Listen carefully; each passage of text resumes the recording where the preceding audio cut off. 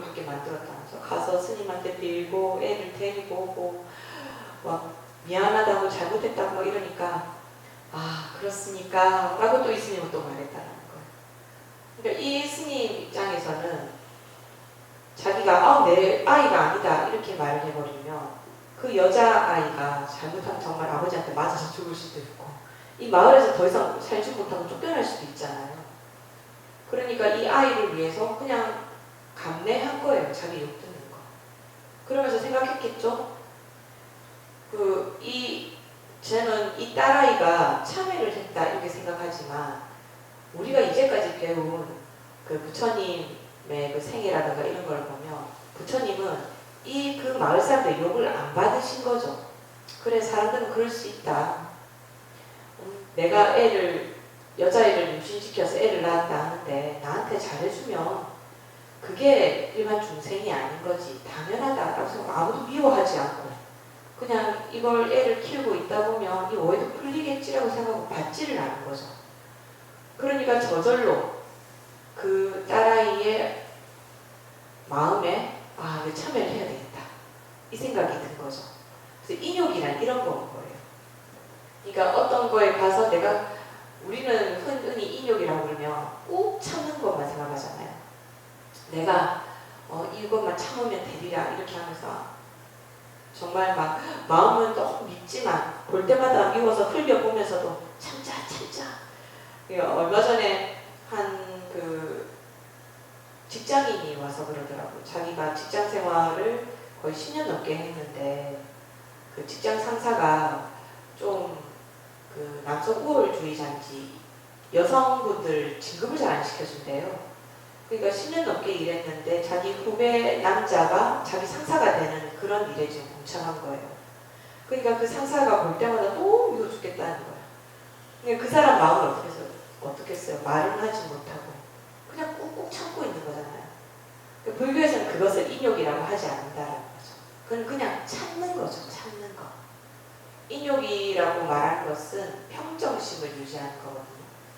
또 일본의 스님, 이 스님의 이름을 제가 조사해 왔어요. 그러니까 게츠센이라는 스님인데요. 게츠센 스님이라는 분인데 이분은 그 게이샤들을 그 산수 안에 그림을 굉장히 잘 그리는 사람이었어요. 그러니까 당대에 그 스님이 아니고 일반 화가들도 있을 거잖아요. 최고의 화가도 이 스님의 그림은 정말로 훌륭한 그림이다라고 존경해 맞이하는 스님이었단 말이에요. 그림 솜씨로는.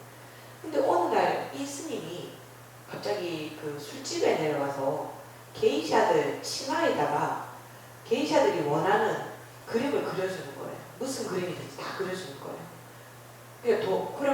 그러니까 왜 사람들이 스님이나 되시는 분이 왜 이렇게 천한 게이샤들한테 그림을 그려주십니까? 라고 하니까 나는 돈만 주면 무슨 그림이든 그려줄 수 있다. 이렇게 얘기를 한 거예요.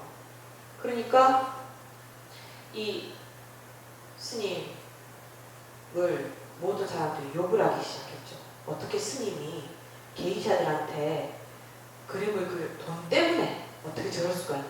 돈독이 올랐다. 이렇게 하면서 그 마을에서 이 스님만 보면 다 뒤에서 그러니까 그림을 잘 그리시고 이런 분이다 보니까 앞에서는 돈도 있고 하니까 앞에서 말 못하고 뒤에서 막 욕을 하는 거예요. 그러거나 말거나 이 스님은 열심히 그림을 그려서 돈을 계속 모으는 거예요. 그러니까 어느 해에 그 마을에 엄청난 흉년이 들어요.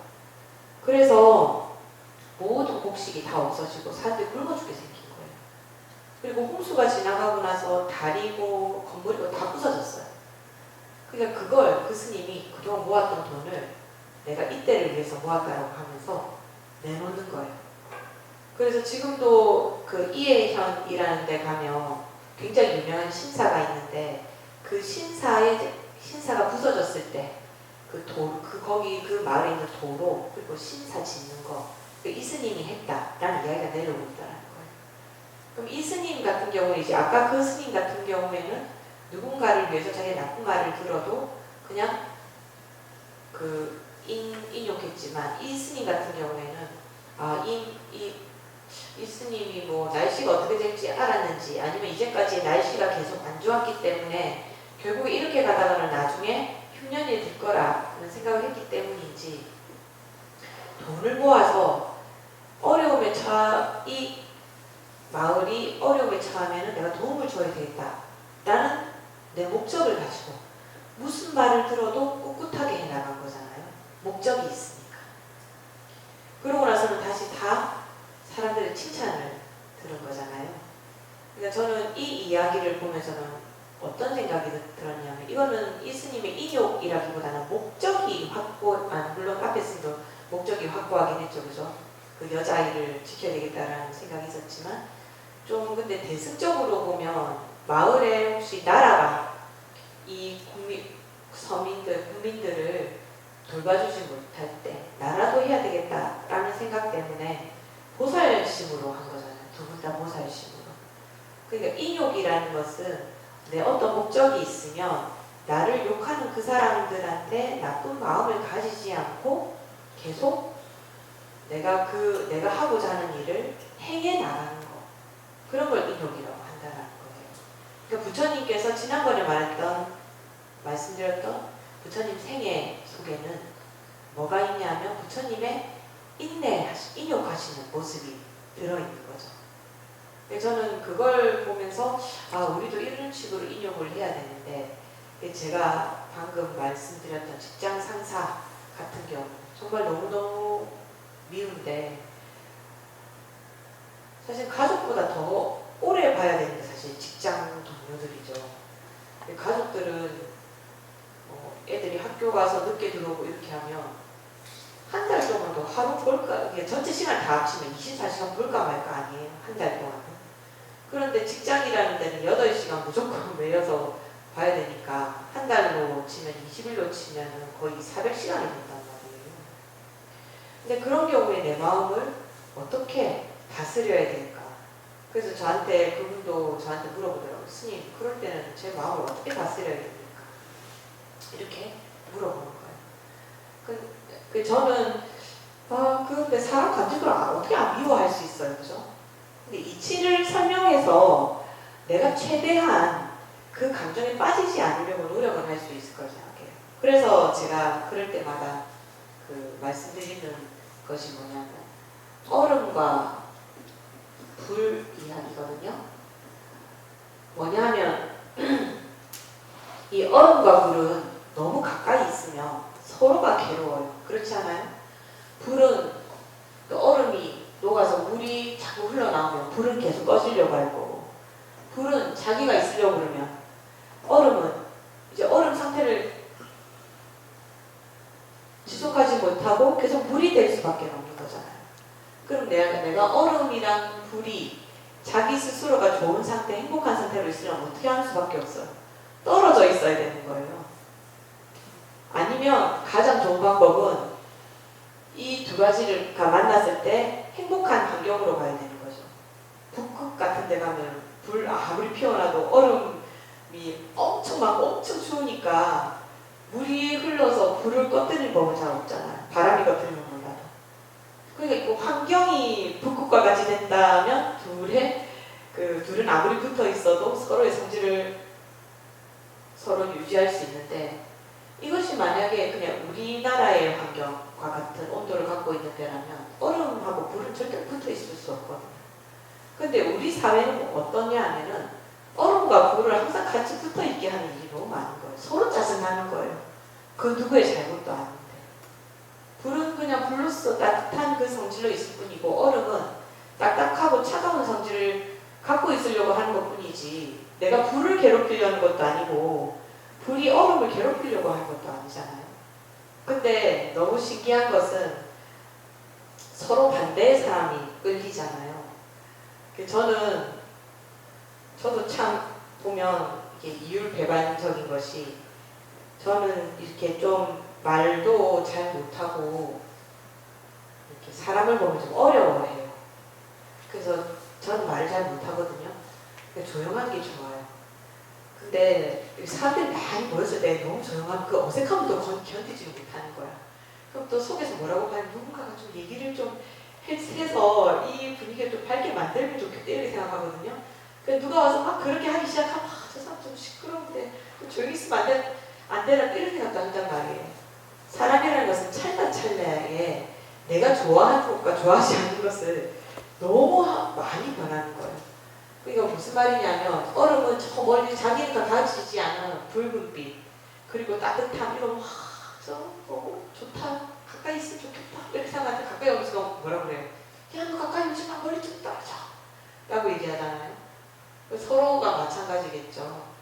그러니까 저는 만약에 서로 너무 미운 사람이 생겼다 라고 생각하면 저 사람은 불이고 나는 얼음인데 우리가 너무 가까이 있으려고 하니까 감정적으로 가깝다거나 너무 가까우니까 내가 괴롭구나 거리를 두자 이렇게 돼야 된단 말이에요. 근데 감정의 거리가 잘 두어지는 경우도 있지만 잘 안 두어지는 경우도 있어요. 그럴 때는 뭐라고 해야 되냐면 우리가 이거는 좀 번외 얘기인데요. 중국의 도교가 불교에 영향을 미쳤다 그런 말 들어본 적 있어요? 그죠? 들어본 적 불로장생 뭐 이런 걸 좀 영향을 좀 미친 거잖아요. 근데 사실 도교가 먼저 화엄경의 영향을 받았어요. 화엄경. 그래서 이거를 어느 학자는 뭐라고 했냐면 도교가 화엄경의 가르침을 훔쳤다 이렇게 얘기해요. 꼭 자기 것인 것처럼. 그래서 화엄경 영향을 받은 도교가 중국에 들어온 불교에 다시 영향을 미치게 되는 거죠. 이 말을 하게 된 이유는 뭐냐면 도교 속에는 좀 불교적인 의미가 좀 들어있거든요. 노자의 이야기에 보면 노자가 이런 말을 해놨어요. 누군가가 나를 미워하거든. 이걸 부처님은 굉장히 부드럽게 말씀하시잖아요. 네가 나한테 금은보화를 줬는데 안 받으면 이렇게 너무 부드럽고 좋게 얘기하시는데 중국 사람에서 노자는 안 그래요. 누군가가 너를 괴롭힌다고 생각하자. 그러면 그 사람을 한테 복수하려고 생각하지 마라. 그냥 내가 강가에 앉아 있노라면 어느 날 그 사람의 시체가 물을 따라서 흘러내려가는 것을 보게 될 거니까 기다려라. 이렇게 얘기를 했다. 너무 무섭지 않아요? 나는 아무리 그렇지만 내가 아무리 미운 사람은 그래도 시체가 앞에 지나가면 너무 무서울 것 같은데 노자는 그렇게 강하게 말하고 싶었나 봐요. 그 말이 무슨 말이냐 하면 내가 그 사람 미운 생각이 막 들잖아요. 그럴 때 우리는 뭐라고 생각해야 되냐면 일단은 저 사람의 특성을 인정해 주는 거예요. 저 사람은 원래 여성을 미워해. 내가 아무리 바꾸려고 해도 바꿔지지도 않아. 그러니까 일단은 저 사람이 그렇다는 거라고 생각하고 그 사람이 그런 생각을 하면 내가 스트레스를 덜 받자. 하지만 저 사람이 저 한 행동 때문에 받을 과보는 내가 저 사람한테 주지 않더라도 언젠가는 받게 돼 있다. 단지 내 눈앞에서 내가 못 볼 뿐이지 이 인과라는 것은 자명하기 때문에 받게 돼 있으니까 내가 마음을 일으켜서 나의 업을 더럽히지 마자. 내 손 더럽히지 말자는 소리. 내가 직접 아까 노자의 말처럼 누가 나를 괴롭힌다고 그래서 가만히 있으면 시체가 떠내려갈 것을 볼 건데 내가 내 손에 피 묻혀가면서 나쁜 생각해가면서 내 업을 더럽혀가면서 그 사람한테 복수할 필요가 없다라는 거예요. 그러니까 처음엔 그게 잘 안 돼요. 근데 저도 해봤거든요. 근데 효과 있어요. 스님이니까 되지라고 하지만 아니 스님일 때 한 게 아니고 스님 전에도 해봤고 스님 되고 나서는 저는 더 많은 그런 경험이 좀 있거든요.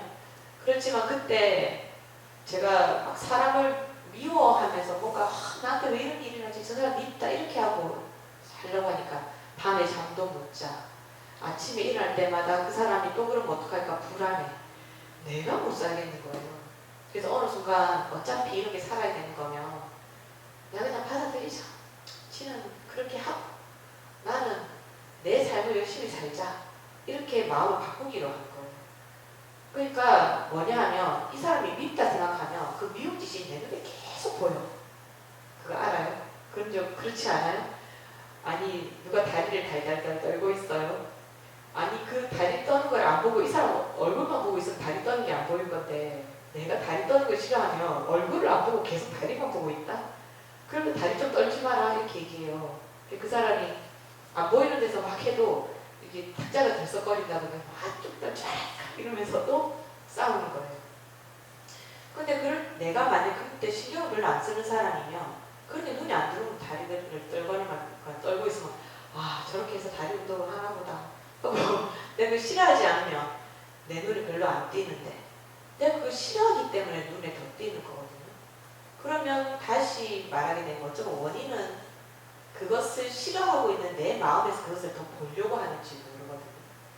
사람들이 그런 거 있잖아요. 무섭다라고 얘기하면서도 공포영화 보는 거 좋아하는 사람이라든가 사람 싫다 이러면서도 휴대폰 들고는 누구한테 왜 연락이 안 오지? 라고 한다던가 좀 이렇게 자기가 말하는 거랑은 좀 상반된 행동을 하는 사람들 있잖아요. 그러니까 그 사람이 갖고 있는 뭔가 내가 싫다라고 이야기하는 것에 있어서는 더 신경을 쓰고 있다는 걸 알 수도 있거든요. 그러니까 그럴 때는 내가 나한테 더 집중을 해야 되겠다. 지금 내가 저 사람을 미워해서 이익인가를 생각을 해보는 거예요. 그러니까 저는 이런 불교의 수행 방법 중에서 도노존수라는 말 들어보셨어요? 도노존수도 못 들어보셨겠네요. 이 성철 스님 계실 때는 엄청 유명한 말인데 어떻게 되냐면 이 돈자가 이게 돈자가 무슨 돈자냐면은 금방 이 몰록이라는 말인데 몰록 돈자라고 해요. 그러니까 한꺼번에 확 이런 뜻이에요. 그러니까 한꺼번에 확 깨달았는데 수행하는 것도 확 수행이 되는 거예요. 이 말은 무슨 말이냐면 아는 순간 내가 그것을 안 하게 되는 경지예요. 예를 들면 이런 거죠. 내가 거짓말하는 거 나쁘구나 라고 생각하는 순간 절대로 거짓말하지 않는 사람이 되는 거예요. 게으르면 안 되는구나 생각하는 순간 바로 게으르지 않는 사람이 되는 거예요. 근데 우리 그렇게 되지 않잖아요.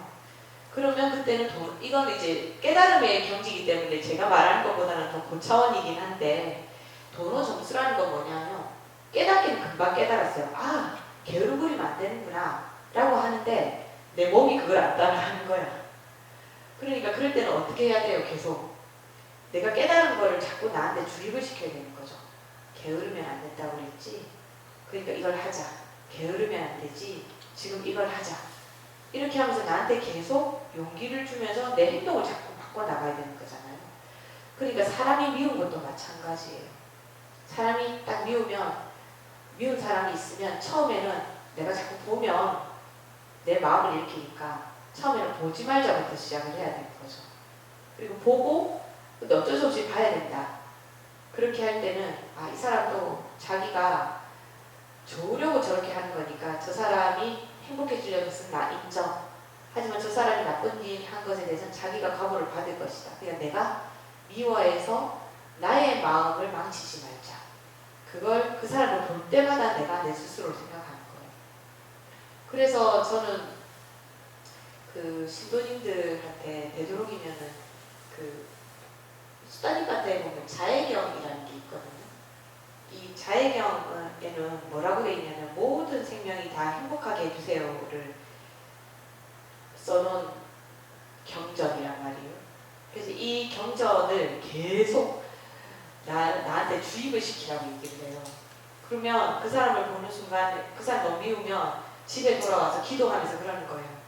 근데 그 사람이 밉지만 그래도 그 사람이 언젠가는 깨달음을 얻어서 지혜로워져서 더 이상 저런 업을 해서 다른 사람을 괴롭히지 않고 모두를 행복하게 해주는 사람이면 좋겠다 라고 안 보일 때 축원을 계속하는 거예요. 안 보일 때 축원하고 보면 되도록이면 미워하지. 저 사람은 얼음 불이고 나는 얼음이지. 그러니까 저 사람이 나쁘다라기보다는 내가 얼음이어서 저 사람이 나쁘게 보이는 것뿐이야 라고 내가 자꾸 나한테 위로를 건네는 거예요. 그러니까 근데 당연한 거죠. 얼음이 불을 미워할 수밖에 없죠. 나를 자꾸 녹이니까. 그러니까 모두가 다 틀렸다라고 생각하지 말라는 거거든요. 그래서 그 사람이 어떻게 되버렸으면 좋겠다라고 할 때는 내가 하지 않아도 그냥 받는다 라고 나를 자꾸 다독거리다 보면 근데 신기하게도 어느 순간에 모든 것이 좀 싹 낮을 때가 있어요. 그거는 아마 노력한 것이 그것이 인욕까지는 안 됐다 하더라도 인내는 된 거잖아요. 그죠? 내가 참고 그 사람의 행복을 빌어줬으니까 그 공덕을 회양해서 내 주위에서 나는 내가 얼음이라면 계속 얼음으로 있을 수 있는 환경을 만들어내는 것이거든요. 어쩌다가 이런 이야기까지 오게 됐는지는 모르겠는데 저는 그래서 이 감정이라는 것이 감정 때문에 괴로운 건 내 잘못이 아니에요. 그리고 내 성격이 나쁜 것도 아니고 그건 당연한 거예요. 물이 100도씨에 끓을 때 불이 나쁘다거나 물이 나쁜 게 아니잖아요. 사람의 감정이라던가 행동이라던가 깨닫지 않은 다음에는 모두 자연의 법칙에 따르게 돼 있어요. 그러니까 부처님 오늘 아까 여기에도 나오던데요. 저는 이제 부처님 말씀 중에서 이제 89쪽 이 책 89쪽에 보면 위쪽에 이제 갈색으로 된 잡암경에 있는 이야기가 나와요. 그 이야기 제가 한번 읽어볼게요. 어느 때 한 비구가 부처님에게 나아가서 이렇게 여쭈었다. 세존이시여, 이 법은 세존께서 만드신 것입니까? 아니면 다른 누군가가 만든 것입니까? 세존께서 답하셨다. 이 법은 내가 만든 것도 아니고 다른 누군가가 만든 것도 아니다. 법은 열애가 세상에 나타나셨거나 나타나지 않았을 때에도 늘 머물러 있다. 열애는 그 법을 스스로 깨달은 뒤에 모든 중생을 위해 잘 분별해서 들려주고 눈앞에 드러내 보이는 것이다.